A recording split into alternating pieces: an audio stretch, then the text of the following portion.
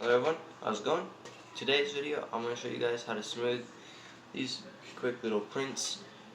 And so if you guys want to get these kind of prints, stay tuned, and hope you guys enjoy. I wanna be the greatest. Everybody on the fake shit. I look around and feel like everybody is the fakest. I make it. Alrighty, so print is done. I know it's probably not a good transition. Still working on it, but piece is done here, and well, it kind of fits like a charm, I guess. So, horrible lighting, I know. I don't have my window open, and it's not morning time, so I'll probably have a lot better lighting when I use it during the morning time.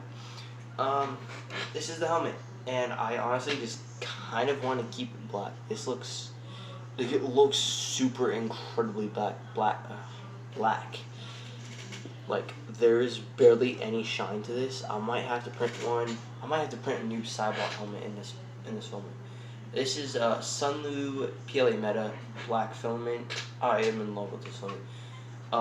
Honestly, I have used like 2 other kinds of filament. One being silk, the other being, and then the other 2 being PLA. This PLA compared to any cubic PLA is amazing. I'm still trying to get PLA, any cubic PLA to work.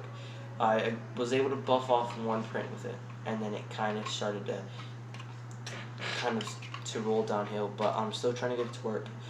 But yeah, this is the print. Usually I would use a sandpaper, or not sandpaper, a palm sander. I am so sorry, guys, I'm out of it today. A palm sander. So the reason why I'm not going to do a palm sander is because, well, all of these little details. Now, I can't do that with this helmet. It would really ruin this helmet. So what I'm going to recommend you guys doing is using the same thing that I would use on my palm sander. I would use an 80, a 120, and then a 220 or 320. The reason why I'd recommend these, these grits for a specific reason, actually. 80 will knock it, basically all the layer lines out, like almost out. But then you're gonna have up some scratches from the 80 grit. So then you bump it up to a 120, and then you bump it up to a 220, and then you bump it up to 320, and then that's when you guys do your guys's filling. Using a filler primer would be good first before you guys use wood filler, or using any kind of wood filler or automotive filler like bondo.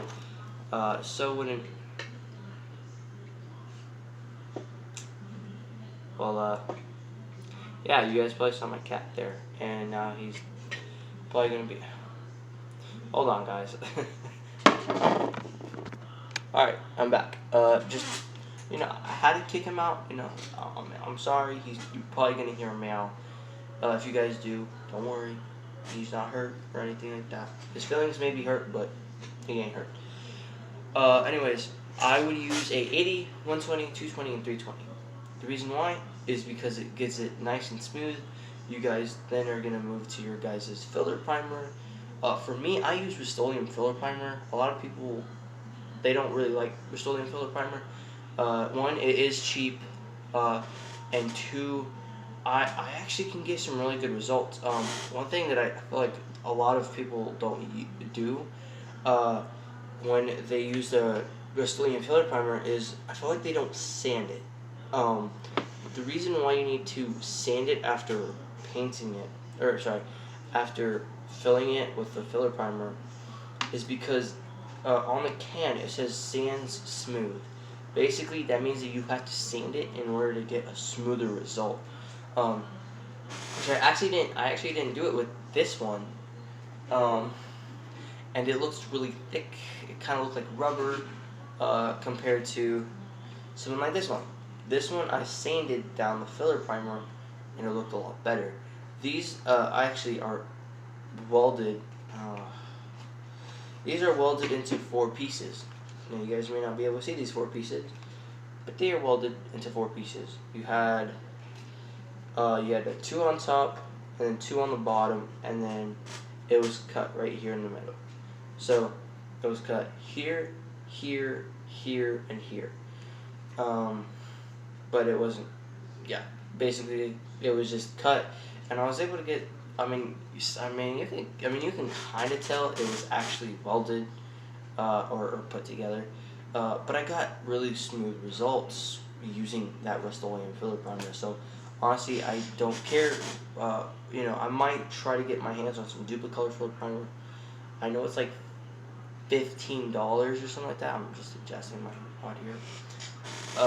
But it's like $15, $20 a can. I know on Amazon it's like 30 to 60 on Amazon, so it's pretty expensive on Amazon. So I was planning on just heading over to AutoZone or O'Reilly, one of those automotive, parts, or Home Depot, something like that.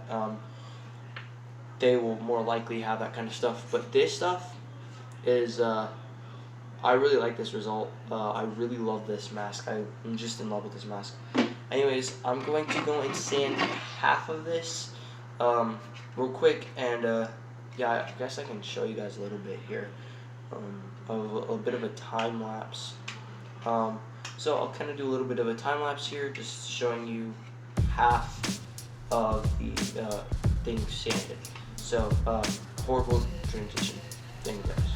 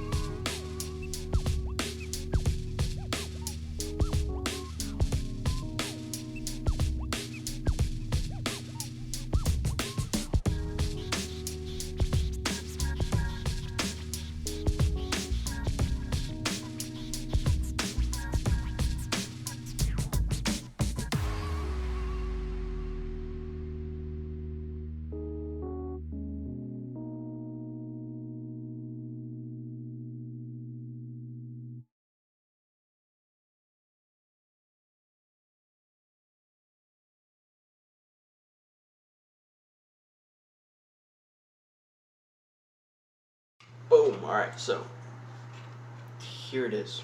No, I'm just showing. Here it is. Yeah. You guys could see the huge difference between sanded and not sanded. I mean, you guys can still hear the layer lines if I like scratch it. Ooh, yeah. Sounds bad. Kind of reminds me of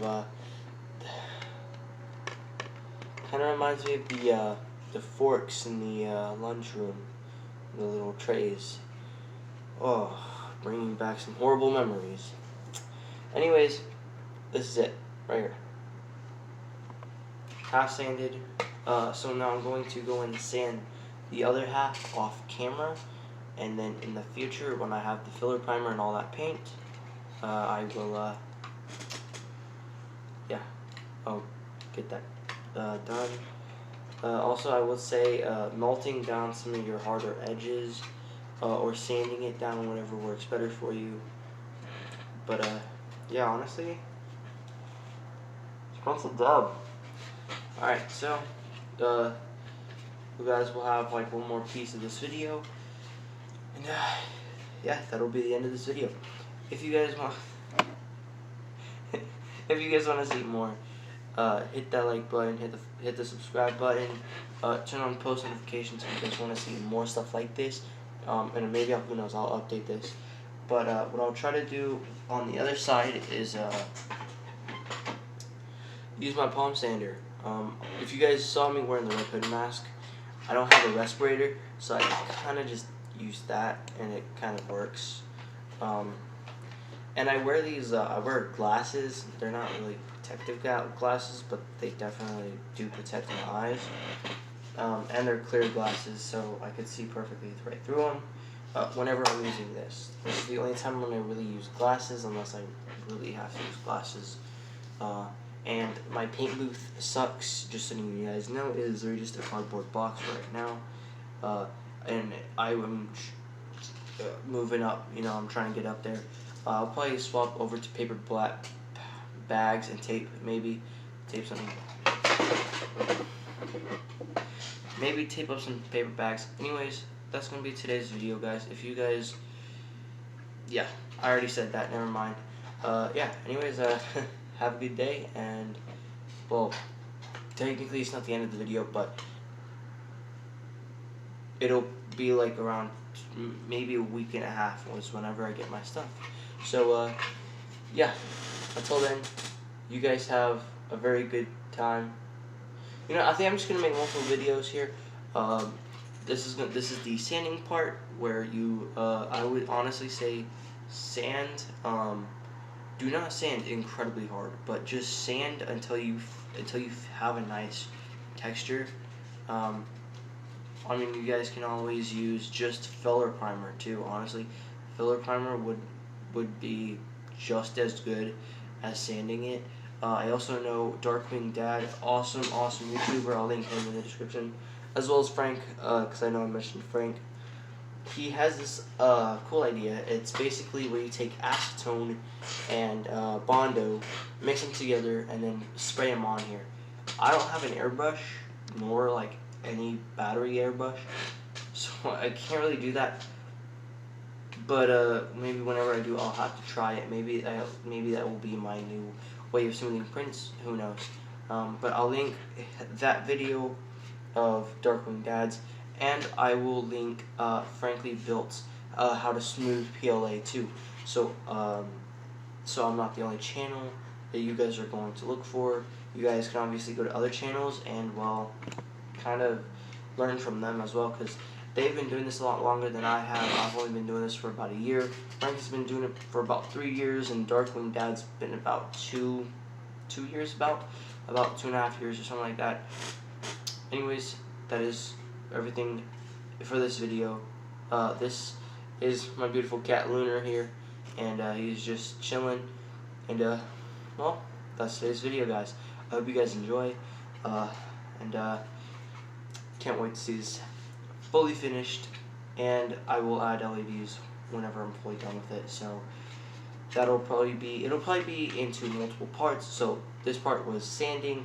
This is kind of 2 birds with 1 stone, how to make a Red Hood mask, as well as sanding. Yeah, so sanding, and then the next part will be priming and filling. The third will be probably the electronics, and then fourth will be, no, I can't do electronics. I have to do electronics last. So third will be painting it, and then fourth will be electronics. So yeah, I'm going full board on this guy. So yeah, I will also link this file down, because I love this file. This file is beautiful. Budwin is an amazing 3D modeler, and I will say go and check out some of his files. These are all free. They're on Thingiverse. This will definitely fit on an Ender 3. Believe me, I was able to get it to fit on my Ender 3 just perfectly. Anyways, that's going to be number 3, third mask.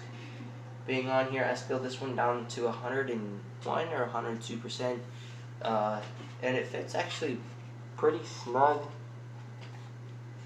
So yeah, even though I will add LEDs, yeah. So now my cat's tripping because he's seeing another person. All right, I hope you guys enjoy, and I will see you guys in the next one. Peace.